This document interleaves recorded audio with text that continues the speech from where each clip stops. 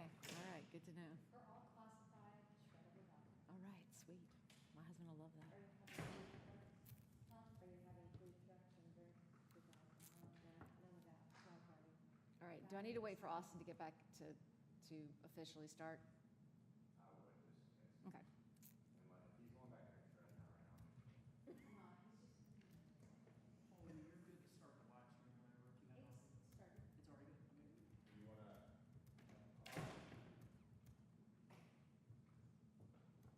I gotta go and get his out in a second.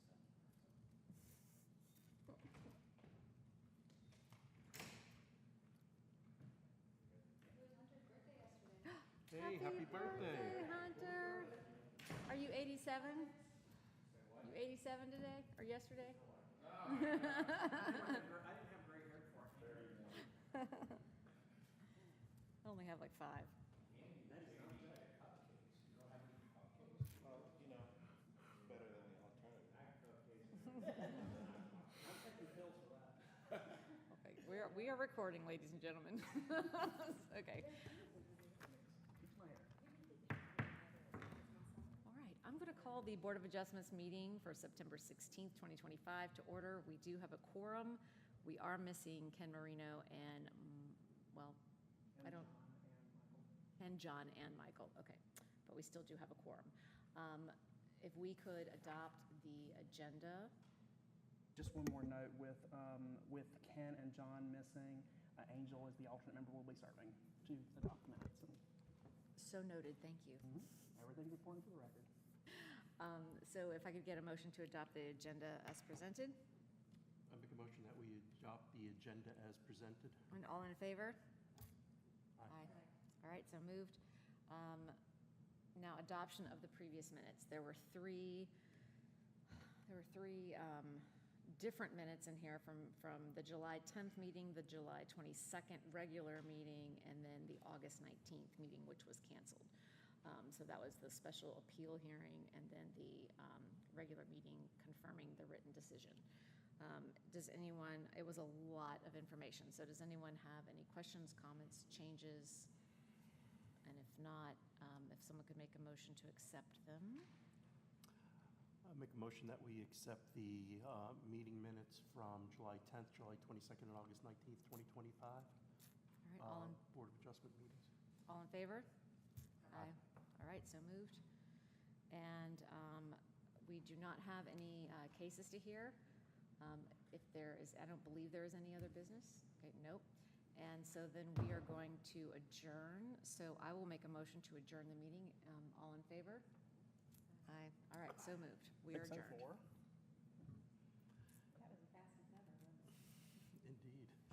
Mike would be proud. Mike Lavelle would be proud. They missed it. All right. Now we are calling to order the planning board meeting of Hold September on 1 16th. second. I wanna give her Oh, a just chance- kidding. I want to give her a chance to switch over. Was I faster? You're faster than technology. It's pretty good. You're faster than my clicking abilities. See, I just backspace instead of, not backspace, but back arrow. What would you call it? Back. All right. She's getting y'all checked in with attendance again. What? No, I said back arrow. You Back browser arrow. check them in, yeah. You're trying Really? It's a misdemeanor if we Yes, interrupt. yes, if they interrupt. Is it? That is Ken. So Ken is joining us. Well, you don't need the Board of Adjustments already adjourned, so you don't need to change Yep, that. We well, made it just in time for planning board. Right. All right. So you are good to call planning board to order. all right, so I'm now officially calling the planning board meeting of September 16th, 2025 to order. In attendance, let's see, we have a quorum. We are missing John Jones and Mike Lavelle. I believe that is it. All right, we don't have anyone who is asked to participate remotely. So if we could get a motion to adopt the agenda as presented. So moved. All in favor? Aye. So moved. Adoption of the previous minutes. If anyone has any comments, questions, or changes. It was pretty simple, so. All right, got a motion to adopt the previous minutes. Make a motion to adopt the previous meeting minutes from the August 19th, 2025 meeting. All right, all in favor? Aye. right, so moved. And we do not have anyone in the gallery for public comment. And I do not believe we have any presentations, correct? Nope. And there is no unfinished business, because we are that efficient. But we do have new business to discuss the text amendment for the MDO. So, Hunter? So I'm gonna, this is gonna be brief.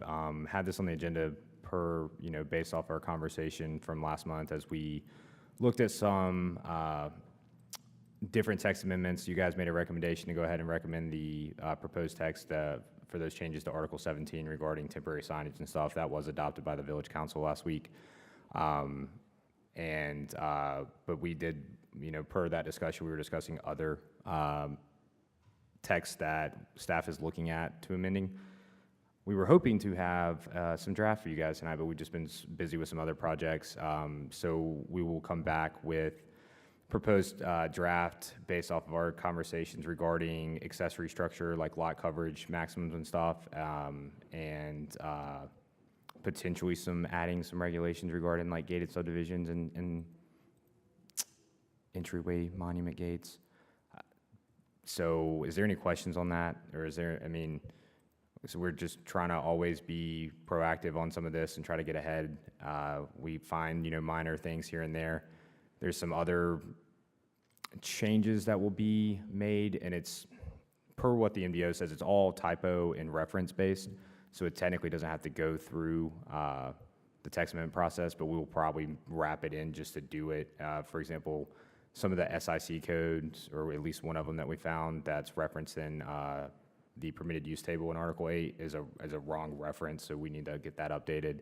There's still that referencing to, if you guys recall, the rural residential district was the agriculture district before.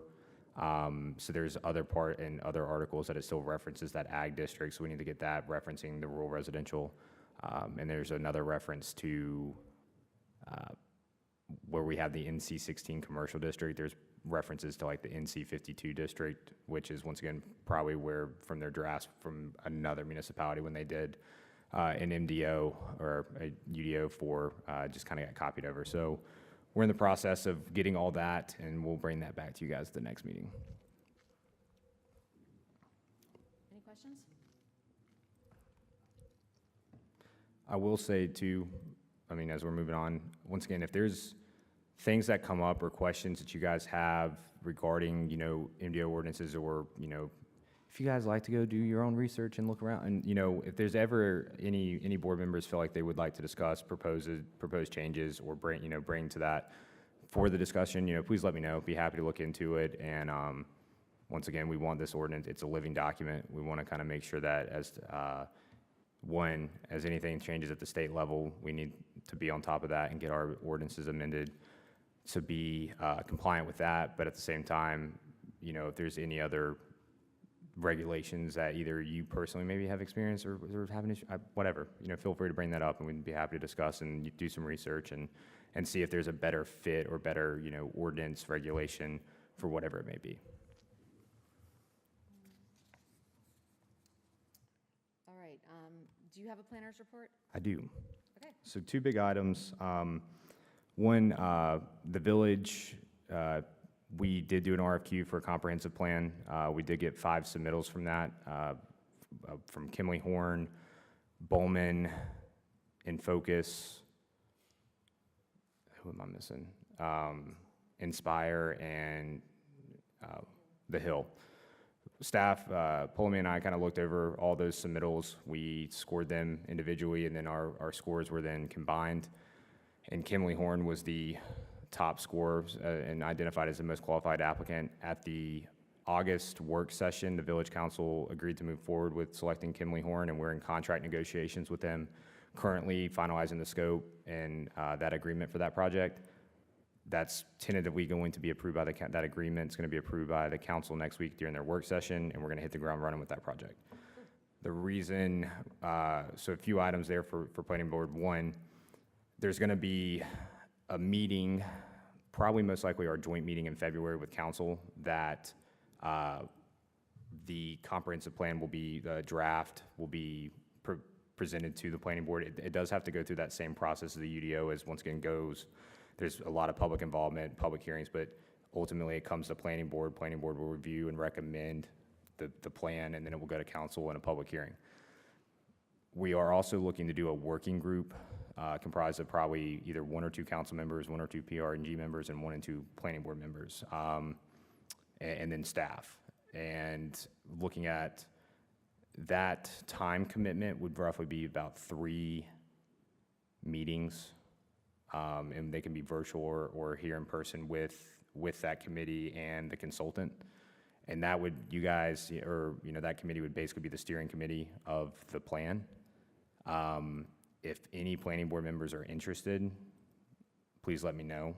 This is going to be a really great project where I feel like everybody on staff's actually excited, because it's going to do so much for the village. I mean, from land use to just ultimately like guiding the village as an organization over the next 20, 30 years, and creating some, that foundation for, potential annexations, but potential infrastructure needs or programs. I mean, stormwater, for example. So it's an opportunity to be part of something cool. So yeah, if any planning board wants to be a part of it, members, just let me know.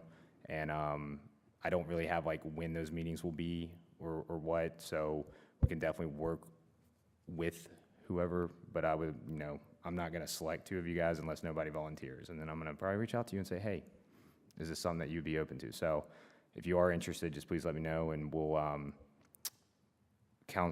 don't think we're gonna do like a formal establishment committee. Like I said, it'd be like a working thing. So there won't have to be any appointments or anything, correct? It'll be volunteer basis. So yeah, so if you volunteer, we'll put you on the list and we'll go from there. What's going on with the survey? All right, so it should be going out next week. Okay. So I've been. Someone was asking me, and I was like, I don't know. We put the banners up a little too early, and we realized, okay, the mailers weren't going out the week we thought they were. They had an issue in production. So we took the banners down. I've heard today that they are officially being printed and should be in the mail soon. I'm waiting for final confirmation. Then the banners will go up around town. Promotions will kick off. And once it shows up, once your postcard shows up in your mailbox with your unique login code, it'll be available to take, and it'll be open through Thanksgiving. Or the Thanksgiving or the week before Thanksgiving, roughly. Did you have anything else? Because I have one more question I want to ask you. I was just going to ask, how many residents is that going to target? So it is 1 response per household. Okay. What do we have, 2,000, 2,100 households, something like that? I don't know if it's 3,000, because it was around 24. Okay, that's reasonable. 2,400? And what was the response rate for the last one? Do you recall off the top of your head? We did that one in 2017. We had roughly, at the time, 1,800 households, and I think we had 330. So getting survey responses is like pulling teeth. Yes. I don't think, I think Well- the main difference between last time and this time is we did not have sound communication methods during the last survey. We have very well-established communication channels this time, and I think we're going to get a lot more participation. Looking forward to it. Yeah. Thank you. What is are there any updates on the timeline for the Zepsa property to break ground? I actually spoke with their engineer today. They're still in the process of, they have not submitted their 100% plan to the village to begin their review process. I know that they have began preliminary permitting through DEQ in the county for water and sewer extension. As I always say, I would expect those plans hopefully within the next month, and then that's anywhere from a 3 to 6 month review process, but it's essentially once the village does their review and approval and signs off on them, and all outside agency review has been completed and they have permits in hand, that's when they can break ground. So developers go about it kind of different ways. Sometimes like they're taking the approach of kind of going ahead and getting some of those state agencies in Union County initiated first, because they do take longer to issue, which then when it comes to us, for the most part, all those comments or any of those things that those agencies brought up can already be incorporated into their submittal to us, which I like, because I don't like being sent the first revision of plans and they're all being commented on, and then you revisions are being done, and it's not really coordinated that well. Right.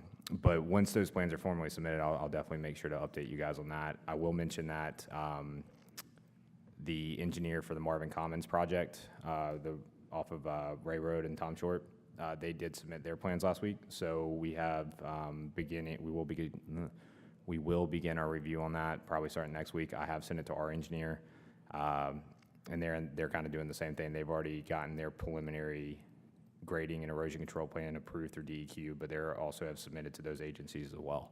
So same process, once again, once we complete our review on that and they obtain those outside agency approvals, they communicated to me that they hope to break ground in the spring, but once again, it's going to be contingent upon plan review and approval on that. So we'll see. One other thing I just want to make sure that you guys are aware on, we are in the process of trying to obtain our Tree City USA accreditation. Basically, it's an accreditation that you can apply for each year to become a Tree City USA community. There's 4 kind of qualifying, requirements you have to meet to be able to apply. The first one being that you got to have somebody on staff or a board that is tasked with basically enforcing tree regulations and stuff. You have myself and Keith on that. Keith's the Union County Urban Forester that we contract with, so we meet that one. The second one is that you have to have a public tree ordinance about basically kind of regulating how trees on public property are maintained. We do. We have Chapter 93 and regulations in Article 11 regarding that, on top of even private property and development regulations regarding trees. The third one being that we have to spend $2 per capita on tree care or tree planting, anything tree related. We roughly have about 7,000 residents, so roughly that then $14,000. The village has a contract with Schneider Tree Care to maintain the trees here at Village Hall and at the park, on top of our contract with Keith. All that, in short, we exceed that threshold. The final one being doing a proclamation to have an Arbor Day here in the village. The village council adopted that proclamation last week at their council meeting, and officially naming the October 25th as the Village of Marvin Arbor Day for 2025.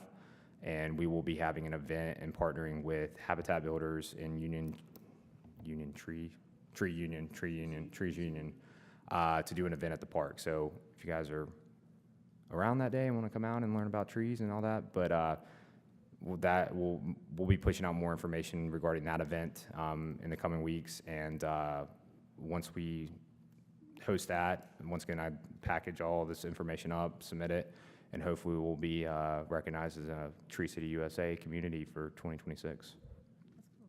So Is that something that we have to reapply for every year? it is, but essentially what that then looks like is, once again, those 4 criteria. So 2 of those aren't really going to change. You're always going to have staff, and we're going to have our ordinance unless we just cut that ordinance part out. And that's not a plan. I'm just, but essentially,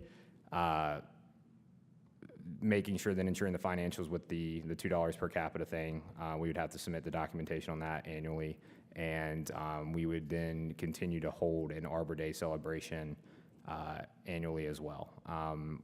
We did it for the fall just because that's the beginning of tree planting season, and so that's kind of the intent of of that event is going to be kind of circled around, planting trees, just general information and education regarding tree planting and certain species, as well as I think we plan on planting a new tree at the park. And it's, something that we may look to do every single year, is plant a new tree either on Village Hall, Village Park. But, that goal is to, once again, increase and enhance the tree canopy over time and preserve it the best we can. So. I have a personal question. So Mhm. are they going to talk about what trees are actually native trees, and then what to avoid because they are intrusive or they kill other trees? Because I know people just kind of plant whatever they want, or they'll plant a bunch of Leland cypress that end up dying, because those aren't actually native. So, like I said, the final details of all the programming for that event, we're still finalizing. But that could be, That's my vote then. Okay, My well, 2 we can, cents on content. we can definitely try to coordinate like that education piece in there. But yeah, I mean, we try to do that with any development plan review when it comes to their landscaping plans and with trees, like myself and Keith review, and Keith, provides those comments on regarding the species, because even though it might be on our approved species list, it might not be adequate for the area, or, certain trees over time, either, like, for example, ash right now, I think it's called ash borer, which is killing a lot of the ash trees that were planted here back in the mid-2000s.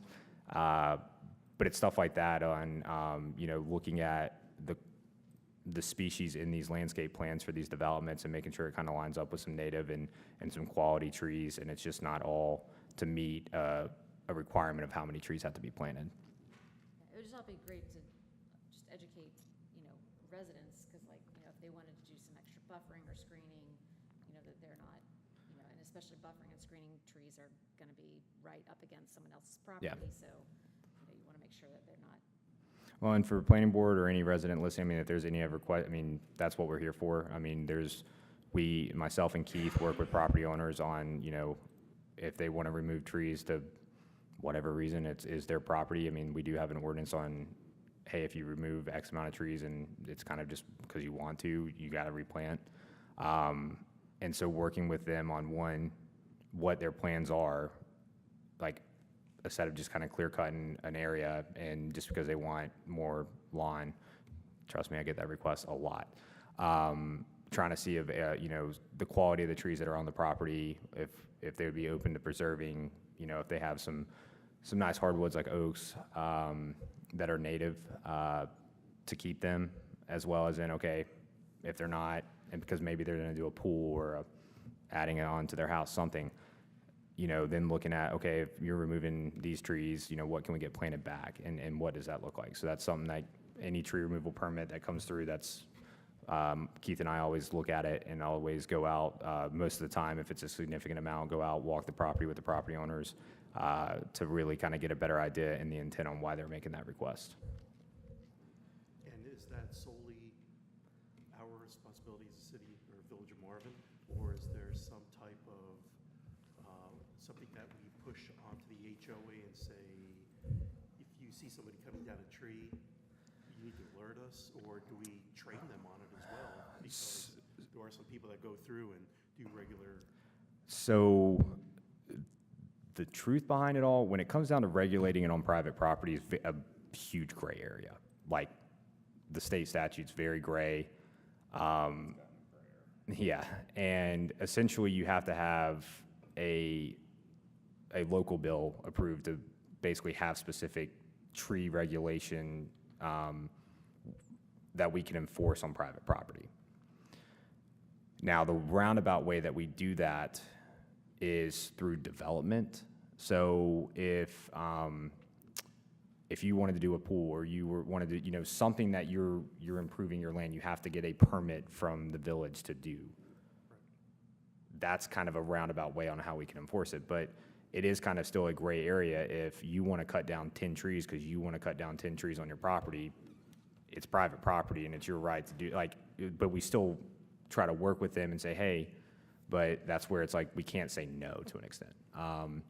But HOAs do have a little bit more authority there. I have talked with certain HOA presidents that I would love to work with on that extent, where, if I think Tullamore is an example. I want to say in their CCNRs, you're supposed to have at all times at least 2 or 3 canopy trees in your front yard and 2 or 3 in your rear yard.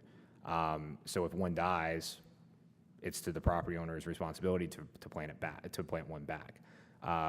I'm not sure what every neighborhood CCNRs read, but that HOAs do have a little bit more authority there probably to enforce that, because it's a contractual agreement between the property owners and the residents of that neighborhood. So, But if they choose to enforce it, so yes. yeah. So, What's the section of our ordinance, or is there one that, because our neighborhood has so many trees, so it's like, and there's only, it's very expensive to take a dead tree down, especially issue when you've got acres and acres of trees. But if one falls, like we have a neighbor's fence they keep having trees fall down and it keeps, busting up the fence. I don't know how they work it out amongst themselves, but like, do we have ordinances that talk about like if someone's tree falls on your property and damages? It's a civil, Responsibility, it's all civil? yeah. And I'm not an attorney, so whatever I say next is not legal advice. My understanding of that is if the tree falls and damages your property, yes, as where the root was, you're responsible for. It's kind of weird, but then if it like falls and it's fully uprooted, or like if part of the tree fall, like limbs, or if it gets struck by lightning and let's just say just chops the tree in half. I mean, this is all hypothetical, but then like that falls on your property and does damage, but it's not connected to the tree that actually was rooted, then it's your responsibility. It's that I've heard different stories. But for the most part, if that happens to you, I would recommend hiring an attorney or try to work it out civilly. Because we don't have, like I said, we don't have anything in our ordinance that specifically, you can maybe argue nuisance to an extent, and I could maybe go down that route if it came up, but it would still come down to most likely being a civil issue between property owners. Yeah, that's probably not worth just fixing the daggum fence. Yeah. Yeah.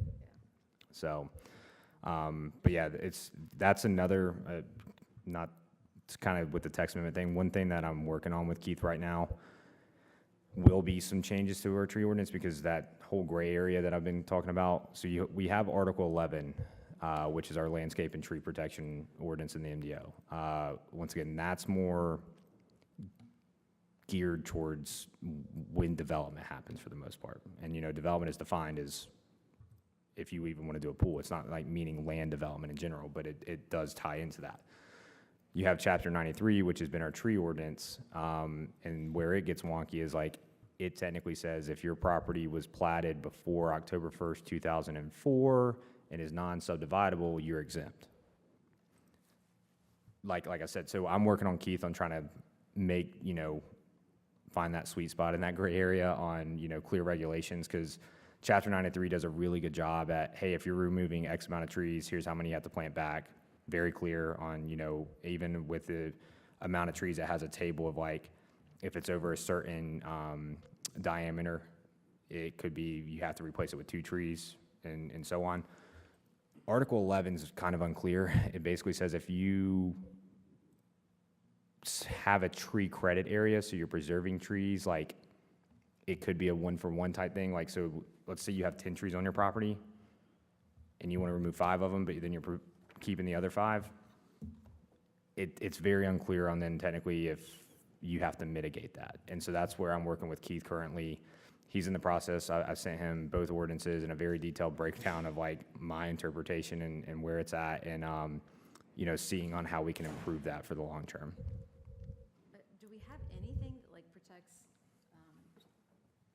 we had, obviously my neighborhood has two large, very, well, used to be wooded lots on either side of our road, and frequently large canopy, there'd be a large canopy tree across our road, so we couldn't even, like, there's one thing about a civil, right? Civil's one of it, but I mean, if you've got something blocking your egress, ingress, like, does the village have any kind of ordinance that says what the process should be? So if it's a village maintained road and that happens like a storm event or something, then our public works guys would come out and remove the blockage, and same thing for DOT.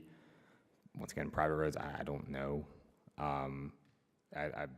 That may be how it's written in your CCN. I mean, it might just fall on like it's the HOA's responsibility as a entity to remove. I'm not sure on that.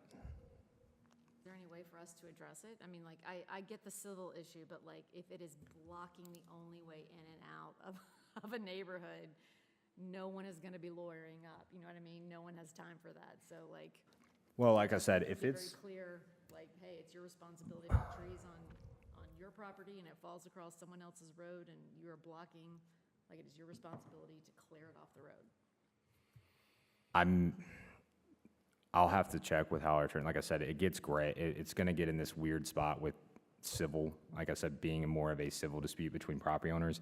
The only thing that I can think of off the top of my head that I could enforce or apply now would be would be the nuisance ordinance in regarding to health, safety, welfare type stuff.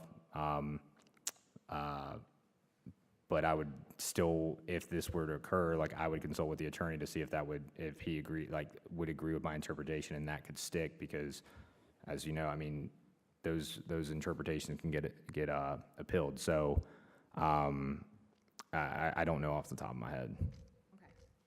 The only thing I can add is, many times, because there's many trees that are on Heritage Oak Lane, in my whole entire time of living there, which is almost 15 years here, trees fall. And we always think, as property owners, we always thought, oops, that's on me. But the tree falls. I mean, it's not like, so in my neighborhood, you know, I know a couple of homes that immediately, here come the buzzsaws, and the neighbors are trying to help out so other neighbors can get in and out. The carcass lane across the road, or whatever it might be, is on the property owner, so you would think. But, you know, when Davy came in, and all of a sudden, some of the, you know, windstorms and some of the hurricanes and things that have come in the area, he was out there with Matt, you know, like that, like he knew. So he was the one removing it. And I said, wow, I didn't know that I was kind of surprised, and this was a few years ago. I said, I didn't know you were out there, that's Marvin's responsibility. He goes, yeah, you know, that's what we do. Now, they trim the tree so that it's at the edge of the road, you know, whatever eyesore you've got in front of your house, you need to get the rest of it. But you bring up a good point, because if you've got private, you know, like Marvin Estates, you got a private road. You know, really, it's a neighborhood thing, you know. Somebody better go out there and trim something, you know. Yeah, it just seems unfair if someone else's property is hindering you, it's your responsibility to remove it, you know, because it happens more often. Yeah. And it's like, we're done having to move your trees off of our road. Like, please deal with them.